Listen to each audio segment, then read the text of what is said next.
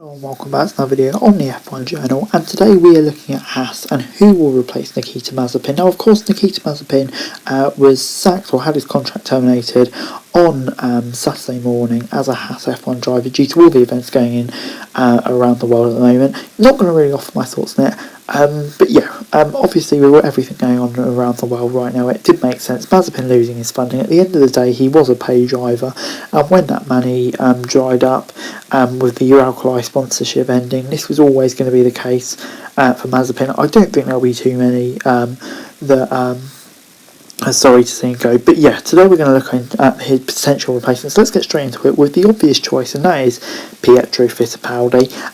And yeah, this is the obvious choice because obviously he's Haas's reserve driver, and Gunther Steiner said that he'd be first choice should Mazepin go, so surely he gets a seat, right?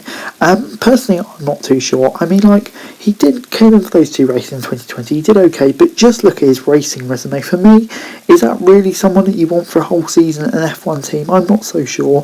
I think surely Haas, if they want to be a serious team this year, which hopefully they do, I think they probably do need to look for someone high calibre, and someone like that would certainly be another candidate, and that is Oscar Piastri. Of course, the reigning F2 champion, F3 champion of 2020, won many accolades, and yeah, is really thought of as a complete robbery that he's not in F1 this year, and I wholeheartedly agree with that. I mean, you just have to see what he's done in the last few years to see how good he is.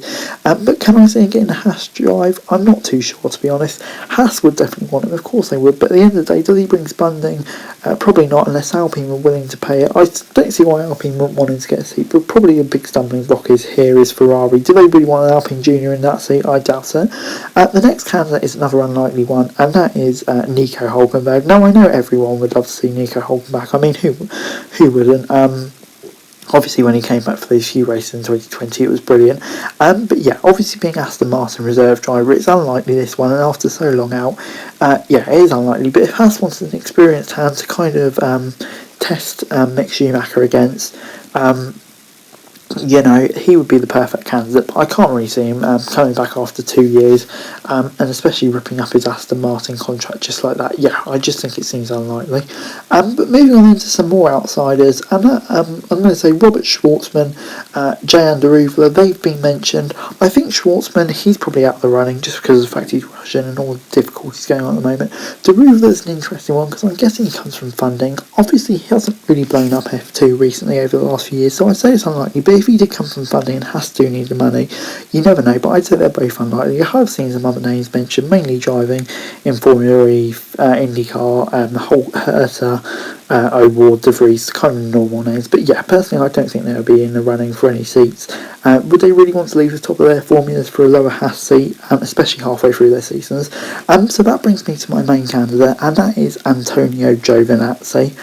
For me, I think Haas should and will replace Mazepin with Giovinazzi. It just makes sense, really. Giovinazzi, obviously, he's had a few FE races, hasn't really gone to plan, to say the least, but you know, he's got recent race experience, and of course drove in F1 last year, so he'll be able to get up to speed pretty quickly, and he's still a good benchmark. I mean, he didn't set the house on fire while he was at Alfa Romeo, but you know, he'll still be a good experienced benchmark for Mick Schumacher, and that's exactly what they need. It's not the best driver, it's not one that everyone would have wanted to see at Haas, but you know, he's a good benchmark for Schumacher, can do a job for a year, and of course he has Ferrari links, so you think it'd be quite easy to get in there, so I just think it makes sense. But anyway guys, that's it for today. Thanks very much for watching. Remember to like, share, subscribe, remember your thoughts, comments down below, join us to the link description below for daily F1 news, and subscribe to the channel on screen right now, it'd be greatly appreciated. Thanks very much for watching. Peace!